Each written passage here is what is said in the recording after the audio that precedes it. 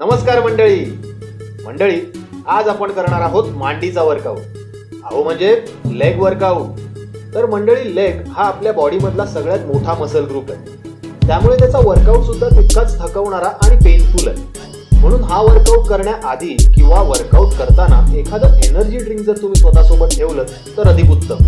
चला तर मग लेग वर्कआउटला सुरुवात करूया. पहिलं व्हेरिएशन आपण मारतोय बारबेल बॅक स्क्वॉट्स.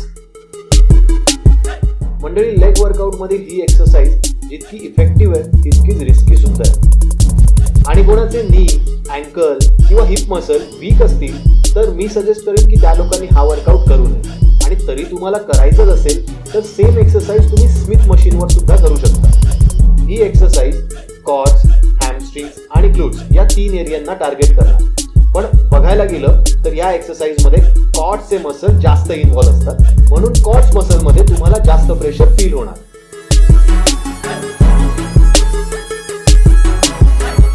आपल्या सेकंड व्हेरिएशन मध्ये पुन्हा एकदा आपण आपल्या कॉड्स मसलवर फोकस करणार आहोत आणि त्यासाठी आपण करणार आहोत लेग एक्सटेन्शन. कॉड्स मसलसाठी ही एक आयसोलेट एक्सरसाइज आहे. फुल कॉन्ट्रॅक्शन मध्ये करता येईल एवढंच वेट घ्या आणि ईच सेट मध्ये 12 ते 15 रेपिटेशन ठेवा.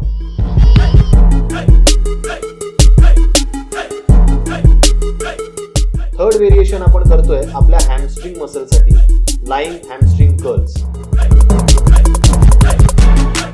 ही हॅमस्ट्रिंग मसलसाठीची आयसोलेट मुवमेंट एक्सरसाइज असल्यामुळे हॅमस्ट्रिंग मसलचे तिन्ही मसल यामध्ये इन्व्हॉल्व असतात आणि तिन्ही मसलवर इक्वल प्रेशर असतं.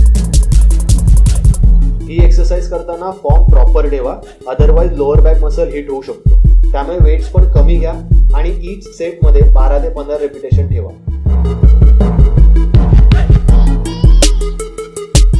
लेग वर्कआउटच्या या सिरीज मध्ये आपण पुढच्या व्हिडिओज मध्ये आणखी व्हेरिएशन्स बघणार आहोत. सो त्यासाठी आमच्या चॅनलला नक्की सबस्क्राईब करा आणि व्हिडिओ आवडला असेल तर नक्की लाईक करा.